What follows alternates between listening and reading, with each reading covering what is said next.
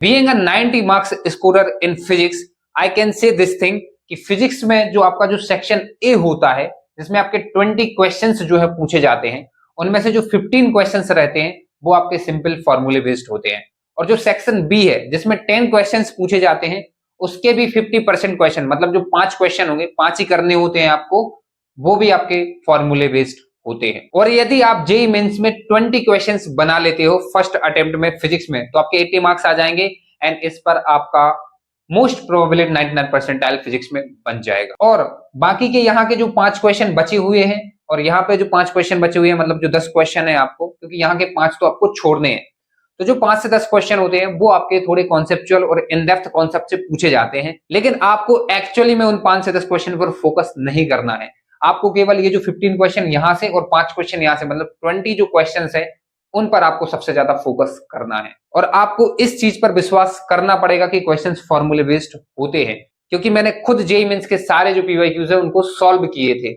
And साथ ही में यदि आपको विश्वास नहीं हो रहा है तो स्क्रीन पर आपको कुछ पीवाईक्यूज दिख रहे होंगे फिजिक्स में, आप पॉज करके इनको ध्यान से पढ़ो, आपको समझ में आएगा कि ये कितने सिंपल क्वेश्चंस हैं, और ये रियलाइज होगा कि हाँ फॉर्मूले बेस्ड आते हैं। लेकिन यहाँ पे सबसे इंपॉर्टेंट चीज ये है कि बहुत सारे ऐसे बच्चे होंगे जिनके माइंड में एक क्वेश्चन आ रहा होगा कि भैया फॉर्मूले बेस्ड है लेकिन तब भी मुझसे क्वेश्चन नहीं बनते हैं। आप जो फॉर्मूले जो तैयार करते हो वो गलत तरीके से तैयार करते हो। आप केवल फॉर्मूले रटने पर फोकस कर रहे हो, फॉर्मूले को रटो मत। एक्चुअली में फॉर्मूले कैसे तैयार करने हैं वो मैं आपको सबसे पहले बताऊंगा, एंड इसके बाद फिजिक्स के कौन कौन से चैप्टर्स आपको नेक्स्ट 4 मंथ में करने हैं वो मैं आपको बताऊंगा। तो अब देखो, आपको फिजिक्स के जो फॉर्मूले हैं उनको किस तरीके से तैयार करना है। तो सबसे पहले तो जो भी फॉर्मूला है ना, उसकी टर्म्स पर आपका सबसे ज्यादा फोकस होना चाहिए कि कोई भी फॉर्मूला है उसमें जितने भी टर्म्स आई हैं उनकी इन डेप्थ मीनिंग जो है वो आपको पता होना चाहिए। That's it. जैसे आपके सामने कोई भी फॉर्मूला आया, उस फॉर्मूला में जितनी भी टर्म्स आती हैं, वो जो टर्म्स हैं उनकी मीनिंग आपको पता होना चाहिए कि ये जो है एक्चुअली में क्या रिप्रेजेंट करता है, कोई भी टर्म जो उसमें यूज हुई है वो क्या रिप्रेजेंट करता है। और बस फॉर्मूले पे आपका पूरा जो है वो फोकस होना चाहिए, फॉर्मूला के टर्म्स पर आपका जो है पूरा फोकस होना चाहिए। अब मैं आपको एग्जांपल के साथ समझाता हूं। देखो, आपने फोटो इलेक्ट्रिक इफेक्ट में एक फॉर्मूला पढ़ा होगा जो कि सबसे ज्यादा इंपॉर्टेंट होता है, maximum kinetic energy equals to SC by lambda minus phi.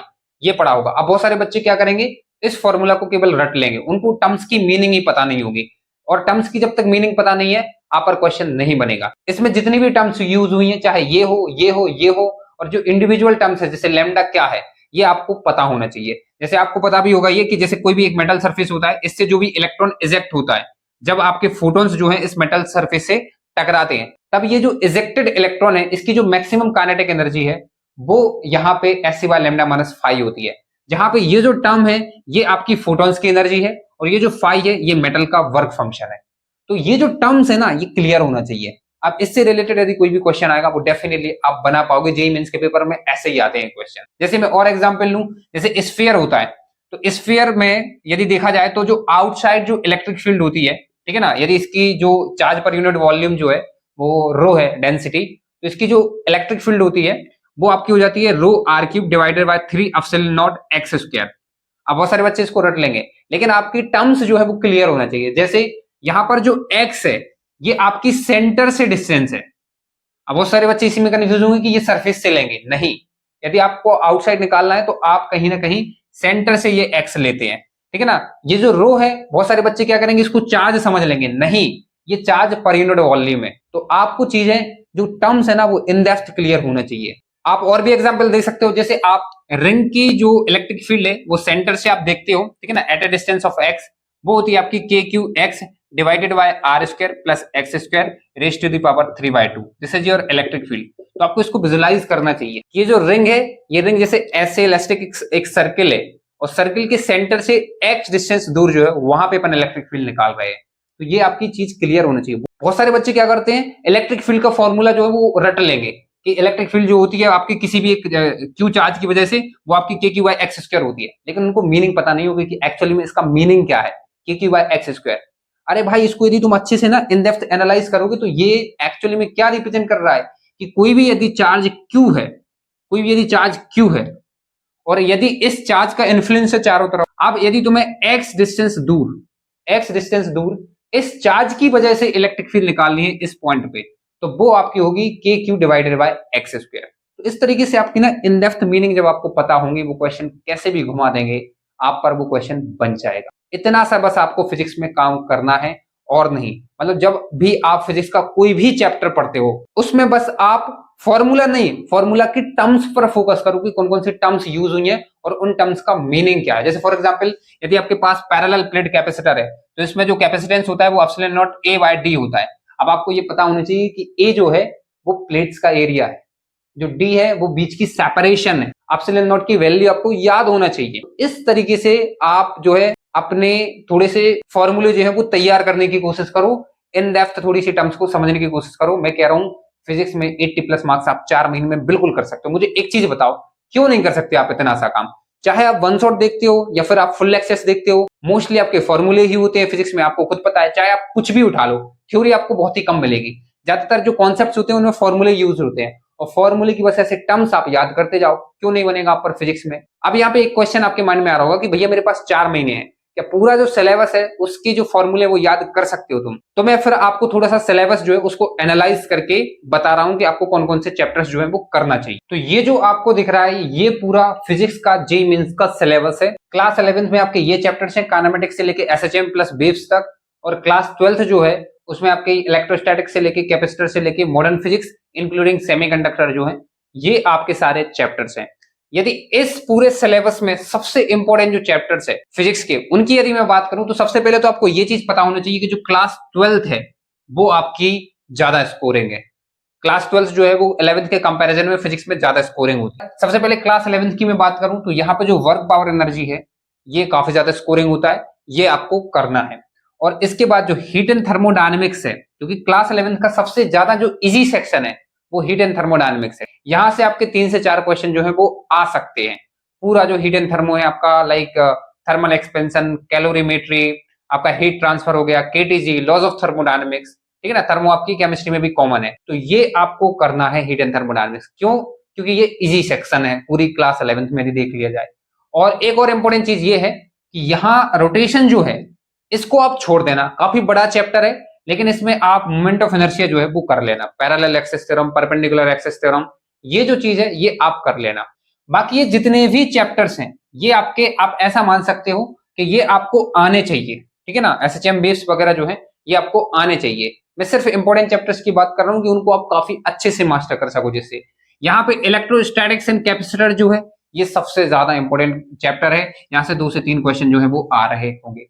Current and electricity जो है टोटल 49 क्वेश्चंस जो है वो जेईई मेंस 2024 में पूछे गए थे 20 शिफ्ट के अंदर। तो आप ये समझ सकते हो कि यहाँ के मोस्ट प्रोबेबली आपकी शिफ्ट में 3 क्वेश्चन आ सकते हैं, अदरवाइज 2 तो आपकी कंफर्म्ड है। इसके बाद जो अल्टरनेटिव करंट है, मोस्टली चांसेस होते हैं कि आपकी शिफ्ट में 2 क्वेश्चन जो है वो एसी से आए। एंड इसके बाद रे ऑप्टिक्स से भी मोस्टली चांसेस है कि आपकी शिफ्ट में 2 क्वेश्चन जो है वो पूछे जाए, वरना एक तो आ ही रहा होगा। और एक और मैं आपको बता दूं कि रे ऑप्टिक्स जो है 2024 में एक ऐसी शिफ्ट थी जिसमें 5 क्वेश्चंस जो है वो आपके पूछे गए थे रे ऑप्टिक्स से। तो कुछ भी हो सकता है डेफिनेटली। एंड इसके बाद जो मॉडर्न फिजिक्स है, सबसे ज्यादा इजी सेक्शन पूरी इंटायर फिजिक्स सिलेबस में, इंक्लूडिंग सेमीकंडक्टर, जो कि खुद अपने आप में इजी बन चुका है क्योंकि ट्रांजिस्टर इससे डिलीट हो चुका है। और यहां से मॉडर्न फिजिक्स प्लस सेमीकंडक्टर जो है 4 से 5 क्वेश्चन जो है वो आपके आ रहे होंगे। तो ये केवल इंपॉर्टेंट चैप्टर्स जो हैं, ये आप मतलब जब भी इन चैप्टर्स को आप करते हो, जब भी आप कोचिंग के अंदर हो, जब भी आप बैच से पढ़ रहे हो, तो इंपॉर्टेंट चैप्टर्स पे काफी जो फोकस होके आप पढ़ाई करें। और जितने ये चैप्टर्स बाकी के बचते हैं, देखो मूविंग चार्जेस एंड फील्ड जो है, मैग्नेटिज्म जो है, ये भी काफी इंपॉर्टेंट चैप्टर हो जाता है डेफिनेटली। लेकिन सिंस फिजिक्स में यदि आपको 80 या 90 मार्क्स चाहिए, तो मैंने आपको बोला है आपका सिलेबस जो है वो पूरा कंप्लीट होना चाहिए। और कैसे कंप्लीट होना चाहिए? फॉर्मूले जो है वो आपके कंप्लीट होने चाहिए, फॉर्मूले की जो टर्म्स हैं वो आपकी क्लियर होना चाहिए। That's it. अब बात आती है कि फिजिक्स करना कैसे है। आप वन शॉट भी देख सकते हो, आप फुल लेक्चर्स भी देख सकते हो, depending on your chapter condition. मतलब यदि आपने पहले जो चैप्टर है वो कर रखा था लेकिन उसकी जो थ्योरी है वो आप भूल गए हैं, या फिर आपने नोट्स नहीं बनाए थे, तो उसमें आप फिर से फुल लेक्चर मत देखो, आप उसमें वन शॉट देख सकते हो। और फिजिक्स के जो वन शॉट है वो आप बाउंस बैक सीरीज से देख सकते हो या फिर मंजिल सीरीज से देख सकते हो। और ऐसे चैप्टर्स जो कि इंपॉर्टेंट है, जो कि मैंने ऑलरेडी बता दिए हैं, एंड साथ ही में वो आपने बिल्कुल भी कवर नहीं किए हैं, तो उनमें आपको फुल लेक्चर्स देखना है। क्योंकि मैंने आपको बताया फिजिक्स ही एक ऐसा सब्जेक्ट है जिसमें आप सबसे ज्यादा स्कोर कर सकते हैं इस लिमिटेड टाइम के अंदर। एंड जो PYQs हैं वो मोर देन सफिशिएंट है for getting 80 marks in physics from 2019 to 2024। ठीक है ना। आप ऐसा कर सकते हो कि 24 के छोड़ देना, उनको आप टेस्ट की तरह दे देना, लेकिन 2019, 20, 21, 22, 23 के जो PYQs हैं और 24 के आप टेस्ट की तरह दोगे, मतलब वो भी आप कर रहे हो, तो 19 से लेके 24 तक मतलब पिछले 6 साल के जो PYQs हैं मोर देन सफिशिएंट है। कोई टीचर या फिर कोई और यूट्यूब पे दूसरे भैया या दीदी लोग बोल रहे हो कि सफिशिएंट नहीं है, तो मैं बीइंग अ 90 मार्क्स स्कोरर में आपसे गारंटी के साथ कह सकता हूं कि आपके मोर देन सफिशिएंट है। पहले PYQs खत्म करो, उसके बाद कुछ और देखना, और डायरेक्टली थ्योरी पढ़ने के बाद आप PYQs करो, क्योंकि PYQs आपके पास अनलिमिटेड है। तो थोड़े बहुत यदि आप सॉल्यूशन से भी देखते हो तो आपके पास और भी बचे हुए हैं बिना सॉल्यूशन देखने के लिए और प्रैक्टिस करने के लिए, और भी काफी PYQs आपके पास बचे हुए हैं। तो कुछ सॉल्यूशन के साथ कर लो और कुछ जो है वो बिना सॉल्यूशन देखे कर लेना। शॉर्ट नोट्स जो हैं वो मस्ट है। बहुत सारे बच्चे क्या करते हैं, बस लेक्चर देखेंगे या फिर उसमें लॉन्ग नोट्स बनाते चले जाएंगे, बहुत ज्यादा क्वेश्चंस उसमें डाल देंगे। नहीं, आप शॉर्ट नोट्स बनाओ जिसमें मैंने बोला क्या है, फॉर्मूले जो है केवल उनको लिखो, फॉर्मूले की जो टर्म्स है वो क्लियर रखो और केवल फॉर्मूले लिखो, और क्वेश्चंस अवॉइड करो। क्वेश्चंस मत लिखो अपने नोट्स के अंदर, वरना उनको तुम कभी रिवाइज नहीं कर पाओगे। याद रखना, जो क्वेश्चंस होते हैं वो केवल सॉल्व करने के लिए बने होते हैं, वो लिखने के लिए नहीं बने होते हैं। तो क्वेश्चंस को हमेशा सॉल्व करो एंड अपने नोट्स में केवल फॉर्मूले लिखो।